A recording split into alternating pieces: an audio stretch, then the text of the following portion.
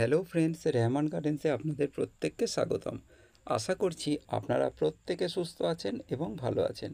আপনাদের প্রত্যেকের সুস্থতা কামনা করে আজকে একটা নতুন ভিডিও শেয়ার করতে চলেছি। ভিডিওতে যে আম গাছটা আপনারা দেখতে পাচ্ছেন এটা হচ্ছেন তাইওয়ান রেড বলে একটা বিদেশি আম গাছের ভ্যারাইটিস। এই আমটা কিন্তু খুব বড় সাইজের হয়, রঙিন হয় এবং খেতেও কিন্তু খুব সুস্বাদু।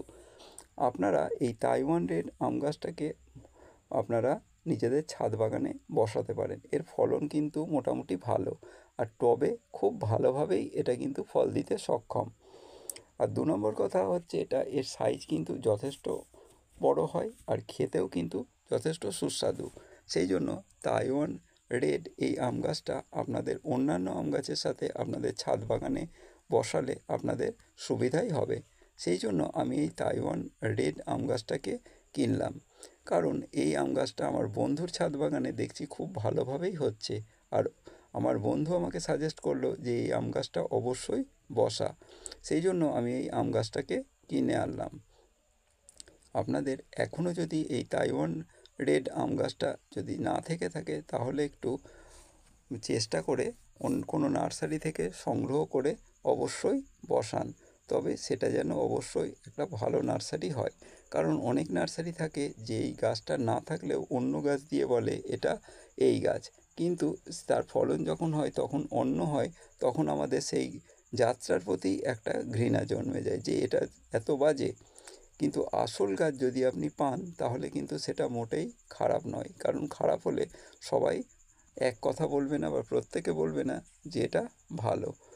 তাইওয়ান রেড যেহেতু একটা খুব ভালো ভ্যারাইটিস আর প্রচুর ফলন, সেই জন্য অনেক ইউটিউবার এই আম গাছটাকে নিয়ে অনেক ভিডিও করেছেন। আপনারা চাইলে অন্যান্য ইউটিউবারের ভিডিওগুলো দেখে নিতে পারেন।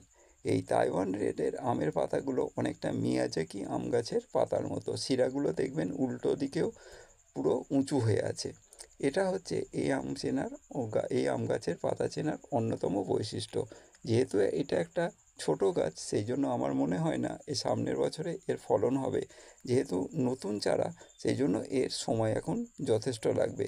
আপনারা যদি পুরাতন গাছ পেয়ে থাকেন তাহলে অবশ্যই পুরাতন গাছ নেবেন, যাতে ফলন তাড়াতাড়ি হয়, কারণ ছাদ বাগানে একটু তাড়াতাড়ি ফলন হওয়াই ভালো। অত ধৈর্য ধরে বসে থাকতে অনেকে নাও পারেন, কারণ সকলের ধৈর্য শক্তি তো একরকম নয়।